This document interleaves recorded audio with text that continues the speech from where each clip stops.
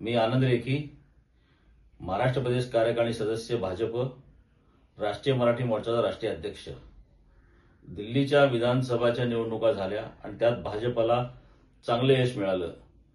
27 वर्षानंतर भाजप दिल्लीमध्ये सत्ता स्थापन करणार आहे आणि मी अभिमानाने सांगू शकतो की ही सत्ता स्थापन करताना आमच्या मराठी बांधवांचा सुद्धा उपयोग या सत्ता स्थापनेमध्ये झालेला आहे।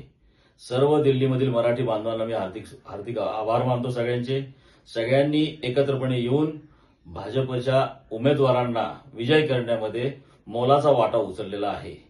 केंद्रीय मंत्री नितीन गडकरी, तसेच महाराष्ट्र राज्याचे मुख्यमंत्री देवेंद्रजी फडणवीस, तसेच केंद्राचे राज्यमंत्री मुरलीधर मोहोळ व भागवत कराड साहेब, राज्यसभेचे खासदार भागवत कराड साहेब, तसेच राज्यमंत्री रक्षा खडसेजी, या सर्वांनी या निवडणुकीमध्ये प्रचंड प्रमाणात प्रचार केला।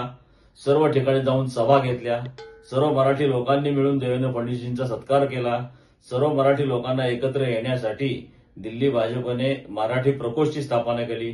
त्यानिमित्ताने मराठी लोकांना या विधानसभेमध्ये एकत्रपणे येऊन काम करण्याची संधी मिळाली। तसेच दिल्ली भाजपने सर्व राज्यातल्या सर्व भाषिकांचे प्रकोष्ठ तयार केले। त्या सर्वांना सुद्धा या निवडणुकीमध्ये काम करण्याची संधी मिळाली। म्हणून प्रथमतः मी दिल्ली भाजपचे आभार मानतो आणि येणाऱ्या नवीन मुख्यमंत्र्याला मी हार्दिक शुभेच्छा देतो।